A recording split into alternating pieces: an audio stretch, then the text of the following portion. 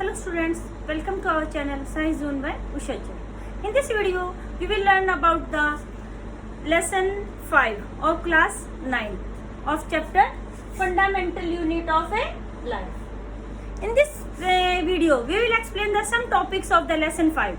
The first topic is cell wall. That is cell wall. What is cell wall? It is the outer covering present outside the cell membrane.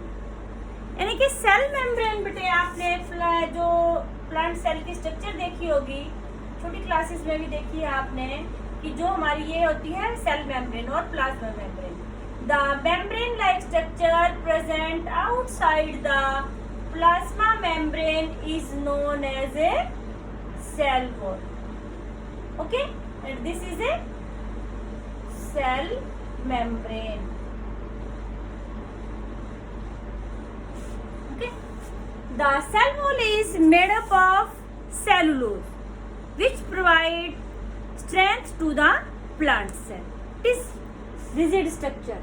कि जो ये cell wall है वो cellulose की बनी होती है और ये बहुत ही रिजिड होती है, हार्ड होती है. तो इसलिए हमारी जो प्लांट सेल है वो टर्जिड रहती है, यानी कि फुली हुई रहती है. ठीक है, तो आता है आपका कि भाई when a plant cell is, आपने पिछली वीडियो में देखा था कि भी जब हम किसी एनिमल सेल को, when animal cell is placed in hypertonic solution it shrink, उसका साइज छोटा हो गया था, जैसे हमने रेजिन्स वाले एग्जांपल से किया था कि भी किशमिश को, जो फूली हुई किशमिश है उसको हमने एक बाउल में रखा जिसमें शुगर सॉल्यूशन ले रखा था हमने, तो उसमें क्या हो गया, दोबारा से वो श्रिंक हो जाती है. अब जैसे एक एग्जांपल लेते हैं, हम बलून लिया हमने, बलून में हम हवा भरते हैं और उसमें हवा भरते जाते तो क्या होता है कि भी जो हमारा बलून फट जाता है. फिर हमने क्या किया कि भी एक ट्रांसपेरेंट जो है ग्लास की या कांच की, मतलब हमने क्या ली, एक बड़ा सा कोई कंटेनर ले लिया और उसके अंदर बलून को रख के और फिर हमने बाहर से उसका फेस पकड़ रखा और फिर फुला रहे हैं. तो जितना कंटेनर है उतना ही वो फूलेगा, उससे ज्यादा हम उसमें हवा फिल करते जाएंगे तो फूलेगा नहीं, यानी कि वो, और ज्यादा नहीं फूलेगा तो ब्रस्ट भी नहीं होगा. तो यानी कि जो ये सेल वॉल है बेटे, ये कंटेनर का काम कर रही है यहाँ पर. अब जैसे हाइपोटोनिक सॉल्यूशन था, हमने किया था कि भी एनिमल सेल को हाइपोटोनिक सॉल्यूशन में रखेंगे तो उसमें वाटर एंटर करेगा. अब और एंटर करता चला जाएगा तो क्या हो जाएगा, एनिमल सेल ब्रस्ट हो जाती है. लेकिन प्लांट सेल जो होती है, अब ये जो सेल वॉल है प्लांट सेल में पाई जाती है, बैक्टीरिया सेल के अंदर पाई जाती है, फंगस में भी पाई जाती है. ठीक है, तो उनमें जो है हाइपोटोनिक सॉल्यूशन में भी, यानी कि फ्रेश वाटर में जब वो रहते हैं तो क्या होगा, फ्रेश वाटर जो है हाइपोटोनिक हो गया इन कंपैरिजन टू सेल, तो इसलिए वाटर एंटर करेगा. लेकिन बाहर सेल वॉल होने के कारण से क्या हो जाएगा कि वो जो सेल है, प्लांट सेल या बैक्टीरिया सेल या फंगस सेल, वो ब्रस्ट नहीं होगी. ठीक है, तो एक टर्म और आती है, आपने देखा होगा, प्लाज्मोलिसिस.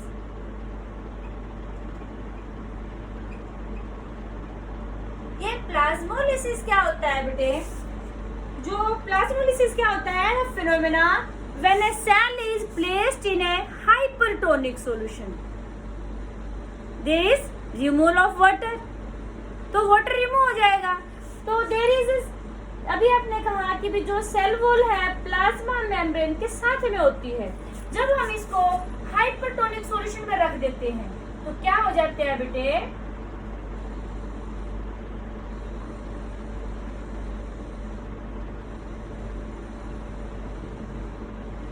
तो देखो बहुत जगह क्या इसकी श्रिंक होगी, इसका साइज छोटा हो गया हमारा. तो इस कंडीशन को क्या बोलते हैं, प्लाज्मोलिसिस.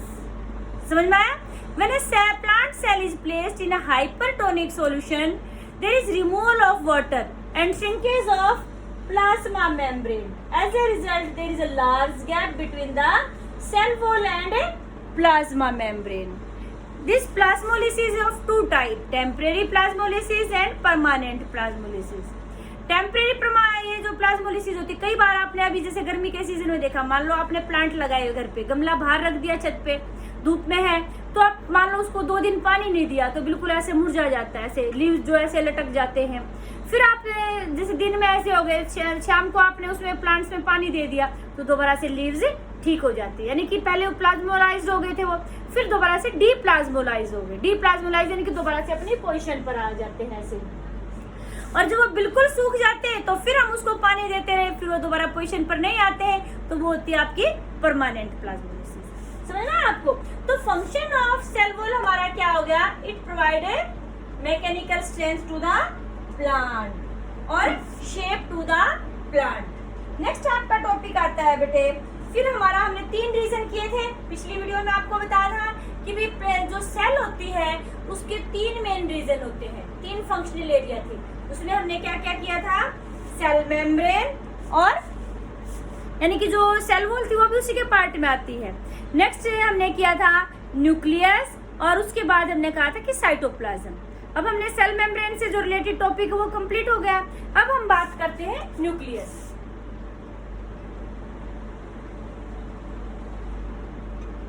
न्यूक्लियस ये क्या होता है बेटे? डबल मेम्ब्रेन स्ट्रक्चर होती है। जो न्यूक्लियस है हमारा, कैसी स्ट्रक्चर होती है? डबल मेम्ब्रेन स्ट्रक्चर, इस तरह से होती है।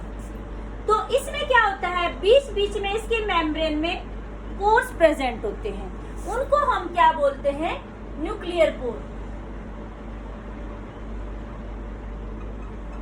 ये हमारी क्या होगी? Nuclear membrane.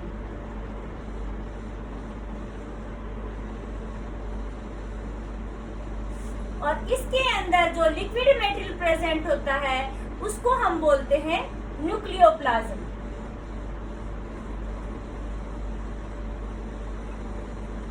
क्लियर बेटे?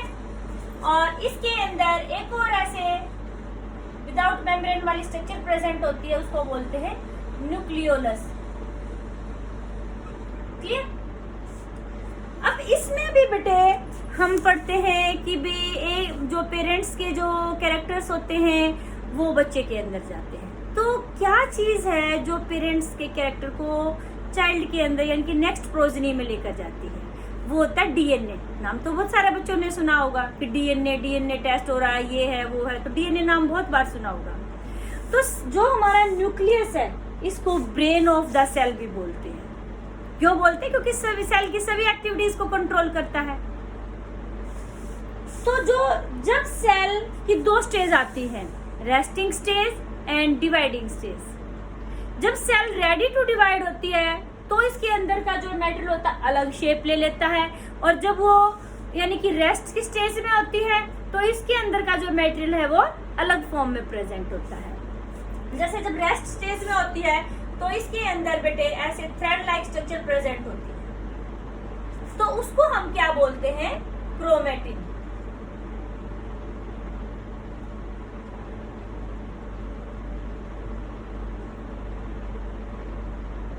तो क्रोमेटिन मटेरियल क्या हो गया? When a cell is in the resting stage, then thread-like structure present in the nucleus is known as a chromatin. ये network-like structure present in the form of a thread, तो इसको बोलते हैं chromatin। और जब हमारी सेल रेडी टू डिवाइड होती है तो क्या हो जाता है? जो क्रोमेटिन है बेटे वो हमारा कुछ स्पेशल रोड लाइक स्ट्रक्चर ले लेता है, तो उसको हम बोलते हैं क्रोमोसोम। तो वो कुछ इस तरह की स्ट्रक्चर बना लेता है अपने आप। तो ये हमारा क्या होता है? क्रोमोसोम। तो क्रोमोसोम कब बनते हैं? जब cell is ready to divide. जब डिवाइड यानी कि डिवीजन होता है सेल के अंदर, तो उससे पहले जो क्रोमेटिन मटेरियल प्रेजेंट था थ्रेड लाइक स्ट्रक्चर, तो किसमें कन्वर्ट हो जाता है? रोड शेप स्ट्रक्चर में। इन रोड शेप स्ट्रक्चर को हम क्या बोलते हैं? क्रोमोसोम। अब क्रोमोसोम जो है वो किसके बने होते हैं? इसमें 2 चीजें होती हैं, डीएनए एंड प्रोटीन्स। डीएनए की फुल फॉर्म क्या होती है? Deoxy nucleic acid. डीएनए की फुल फॉर्म क्या होगी? Deoxy nucleic acid. क्लियर? तो ये डीएनए और प्रोटीन्स होते हैं। डीएनए के अंदर भी एक और छोटी चीज होती है, वो क्या होता है? जीन्स, यानी कि जीन्स से मिलकर डीएनए बनता है, डीएनए से क्रोमोसोम बनता है। और क्रोमोसोम किससे बने थे? क्रोमेटिन से। क्रोमेटिन किसके अंदर प्रेजेंट है? न्यूक्लियस के अंदर। न्यूक्लियस किस में पाया जाता है? सेल में। सेल किस में पाई जाती है? लिविंग ऑर्गेनिज्म में। समझ में आई बात? तो बेटे जो जीन्स है वही है हमारे, यानी कि जो डीएनए जाता है जो पेरेंट्स से नेक्स्ट प्रोजनी में। समझ में आई बात? तो फंक्शन ऑफ डीएनए हमारा क्या हो गया? सॉरी, फंक्शन ऑफ न्यूक्लियस हमारा क्या हो गया? It transfer information from parents to next generation by the help of a या with the transfer of a DNA. Clear? And next function is it controls all chemical activities occurring inside the cell. कोई भी cell के अंदर chemical activities होती हैं, जैसे हमारी cell में होती रहती है ना, catabolic activities, metabolic activities, anabolic activities, तो उन सब एक्टिविटीज को कंट्रोल कौन करता है? न्यूक्लियस करता है। क्लियर बेटे? नेक्स्ट आपका आता है कि भाई आपका जो कंपोनेंट था, ये हम जो आपने छोटी क्लास में पढ़ा था 8th क्लास में कि बैक्टीरियल सेल के बारे में थोड़ा सा जिक्र आया था। तो अब हमारी टाइप ऑफ सेल आती है बेटे कि भी न्यूक्लियर रीजन के बेस पर।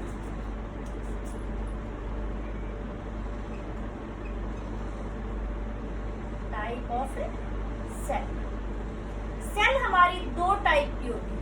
कौन कौन सी? Prokaryotic and eukaryotic.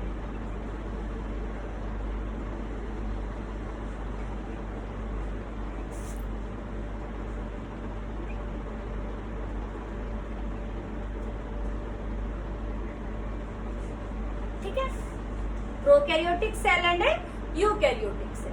अब हमने कई बार क्या आता है पेपर में डिफरेंस आ जाता है बेटे। The size of prokaryotic cell is generally small, और लगभग कितना होता है? 1 से 10 माइक्रोमीटर के लगभग। अब ये माइक्रोमीटर क्या होता है बेटे? एक जो माइक्रोमीटर होता है, इसको ये यूएम दिखाई दे रहा है, तो ये माइक्रोमीटर होता है बेटे। एक माइक्रोमीटर 10⁻⁻⁶ मीटर के बराबर होता है। समझना ही बात आपको?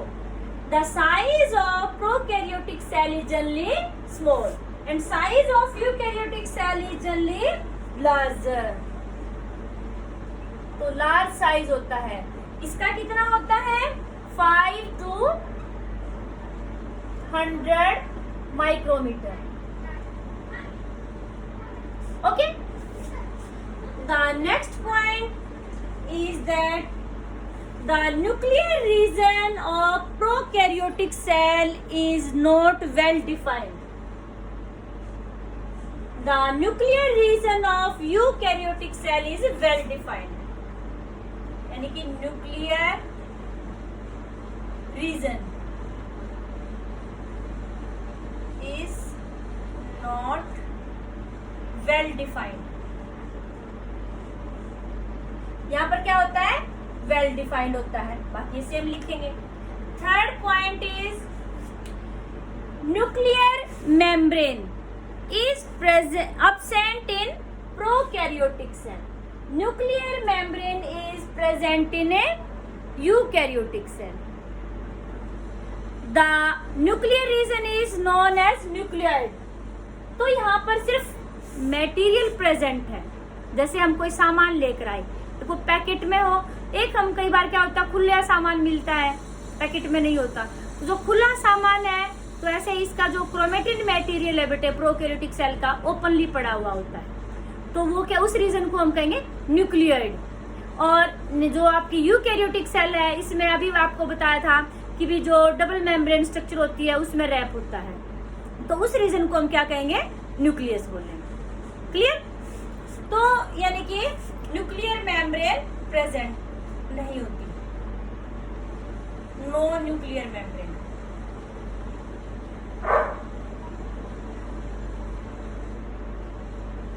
यहाँ पर न्यूक्लियर मेम्ब्रेन प्रेजेंट होती है, और इस रीजन को हम क्या बोलेंगे? न्यूक्लियोइड। और इसको बोलेंगे न्यूक्लियस।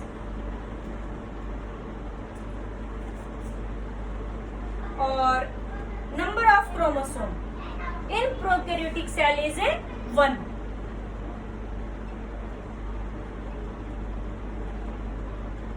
और यहाँ पर मोर देन 1।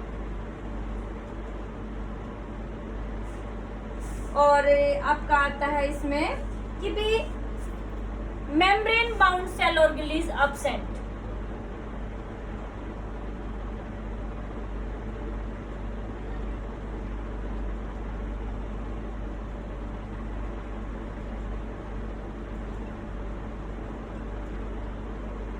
और यहाँ पर प्रेजेंट है।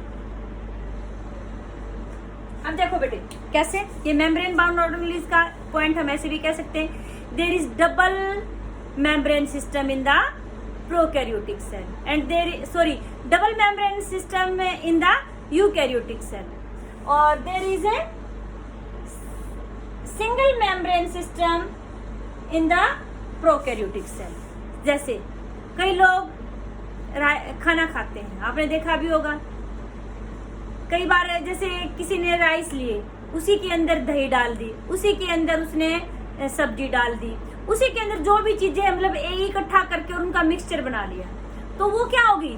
और एक दूसरे ने क्या किया, प्लेट में एक जगह उसने राइस डाले, एक कटोरी में उसने दही डाल दी, एक कटोरी में उसने सब्जी ले ली, एक साइड में उसने सलाद, मतलब सारी चीजें उसने अलग अलग बाउंड्री दिखाई दे रही है। एक तो प्लेट की बाउंड्री होगी, दूसरी जो बाउल्स लिए हैं उनकी बाउंड्री होगी। यहाँ पर क्या है, एक ही बाउंड्री है प्लेट की।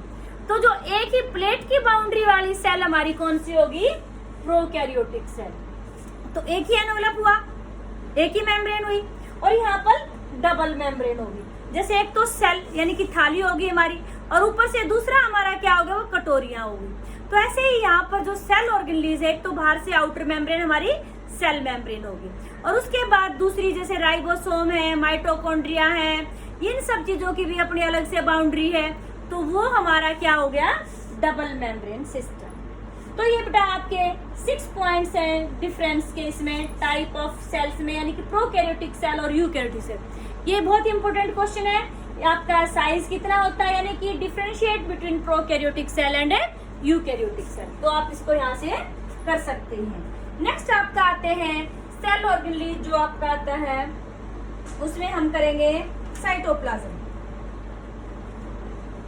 तो साइटोप्लाज्म क्या होता है बेटे, साइटोप्लाज्म जो है फ्लूइड है आपका सेल के अंदर। फ्लूइड कंटेंट जो होता है सेल का, उसको हम क्या कहते हैं, साइटोप्लाज्म। जैसे हम कोई भी, आप छोटी क्लासेस में 8th में पढ़ी थी कि जैसे आपने सेल बना दी, न्यूक्लियस बना दिया, और इसके यहाँ पर लिक्विड ऐसे पोर्शन डॉट डॉट आपने किसी भी सेल में देखा होगा, हर एक सेल में होता है ऐसे। तो जो लिक्विड पोर्शन है, यानी कि फ्लूइड कंटेंट है सेल का, उसको हम क्या कहते हैं, साइटोप्लाज्म। बिकॉज और इसका फंक्शन क्या हो गया, all cellular activities are performed in the cytoplasm. तो ये मीडियम प्रोवाइड करता है सभी सेलुलर एक्टिविटीज के लिए। नेक्स्ट आपका आता है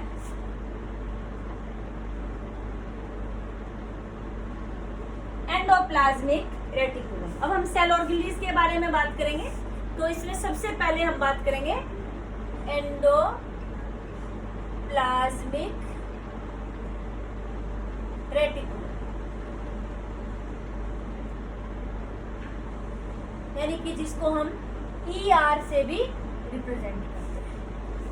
ये एंडोप्लाज्मिक रेटिकुलम क्या होता है बेटे, जो आपने देखा होगा सेल में कि कई बार जो न्यूक्लियस होता है, न्यूक्लियस के साथ में ट्यूबुलर स्ट्रक्चर प्रेजेंट होती है। जैसे हम मान लो ये न्यूक्लियस बना देते हैं,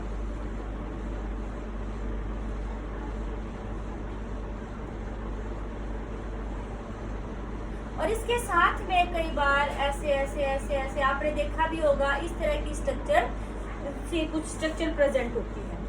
और वो एक्चुअल में देखा जाए तो हमें दिखती ऐसे है, एक्चुअल में वो ऐसे थोड़ा सा ऐसे शेप में प्रेजेंट होती है।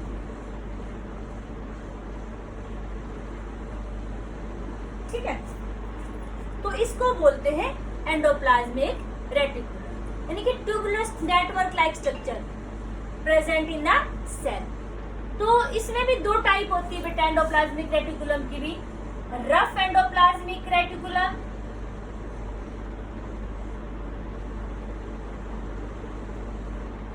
और स्मूथ एंडोप्लाज्मिक रेटिकुलम। जो रफ एंडोप्लाज्मिक और स्मूथ एंडोप्लाज्मिक हम किसके बेस पर कहेंगे? जो एंडोप्लाज्मिक रेटिकुलम है, जैसे मान लो हम यहाँ भी बना देंगे,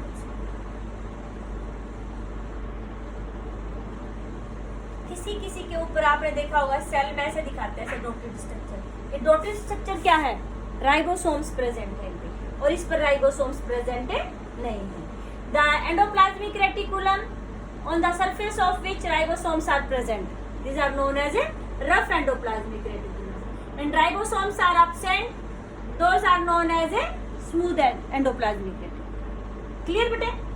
जो ये आपके एंडोप्लाज्मिक रेटिकुलम है, इसका फंक्शन क्या होता है? जो राइबोसोम से बेटे ये प्रोटीन फैक्ट्री कही जाती है, तो यानी कि जो रफ एंडोप्लाज्मिक रेटिकुलम है वहां क्या बनता है?